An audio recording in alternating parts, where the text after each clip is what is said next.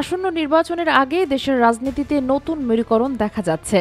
তরুণ নেতৃত্বাধীন দুটি দল জাতীয় নাগরিক পার্টি এবং গণ অধিকার পরিষদ একীভূত হওয়ার বিষয়ে প্রাথমিক আলোচনা শুরু হয়েছে। এই পদক্ষেপের মূল লক্ষ্য হল তারুণ্যের শক্তিকে একত্রিত করে বাংলাদেশের রাজনীতিতে একটি শক্তিশালী অবস্থান তৈরি করা। উভয় দলের জন্ম ছাত্র আন্দোলনের থেকে। 2018 সালের কোটা সংস্কার আন্দোলন থেকে গণ অধিকার পরিষদ এবং 2024 সালের কোটা আন্দোলন থেকে এনসিপির যাত্রা শুরু। এনসিপির অনেক নেতাই রাজনৈতিকভাবে নুরুল হক নূরের অনুসারী। সম্প্রতি নুরুল হক নূর আহত হলে তাকে দেখতে যান এনসিপির নেতারা। তখনই তাদের মধ্যে একীভূত হওয়ার বিষয়টি নিয়ে আনুষ্ঠানিক আলোচনা হয়। এনসিপির সদস্য সচিব আক্তার হোসেন মধ্যপন্থী রাজনীতিতে ঐক্যের কথা বলেছেন। অন্যদিকে গণ অধিকার পরিষদের মুখপাত্র ফারুক হাসান তারুণ্যের শক্তিগুলোর এক হওয়ার ব্যাপারে আগ্রহ প্রকাশ করেছেন।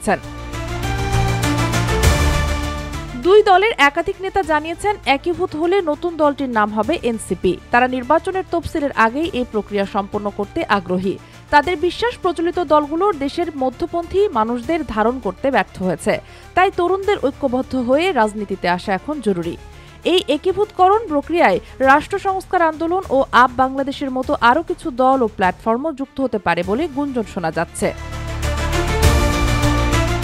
Sheikh Masuma, daily hour, Bangladesh.